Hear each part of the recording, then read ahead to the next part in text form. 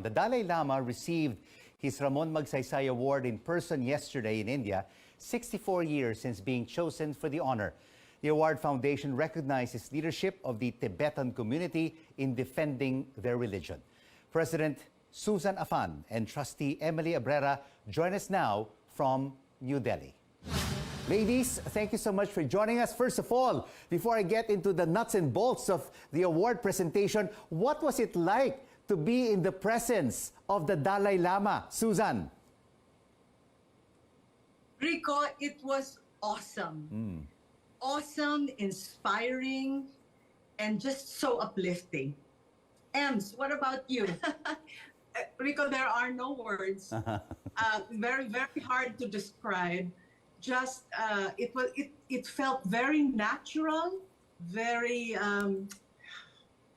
calming, and he emanates peace. He actually does. And Susan, why has it taken so long? Peaceful.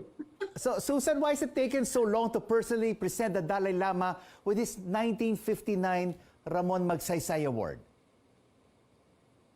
Well, Rico, this is a little bit of a history lesson, not just for your viewers, but for many of us.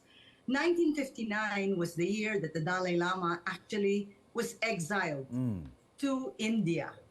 And it was only 5 months after the award was given that he landed in India. So during this whole entire time, he was traveling and going to India. So he was awarded the Ramon Magsaysay Prize August 31, 1959. And during that time, it was his brother that came, Guailo Tionduk, that came and received the award in Manila in his behalf.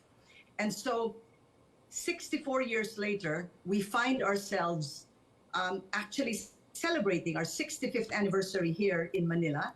And we are in the midst of producing a new book. It's going to be a 7-book series. And in the process, we found out that the Dalai Lama never saw his award. And so several months ago, we tried to contact his office to see if we could actually personally bring it to him. Yes. And they gave us that wonderful opportunity. And Emily, share with us, what was the experience like handing over that Ramon Magsaysay Award to the Dalai Lama? The Dalai Lama is, he has no protocols.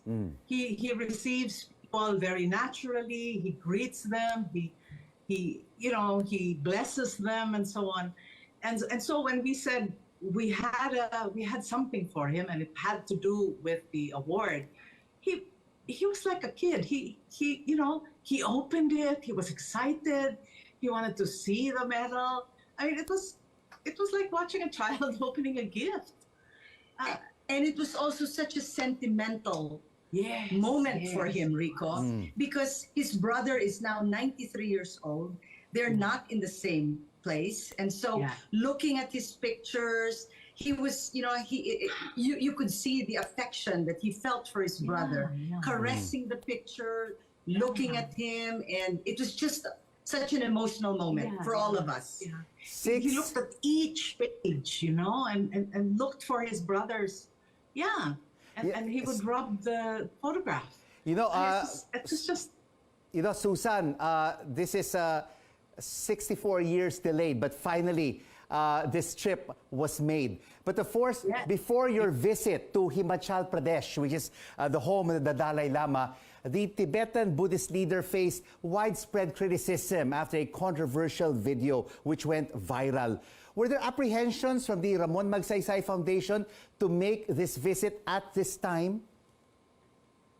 I have to tell you, being in the United States for over 30 years, the first time I saw that headline, I was appalled myself.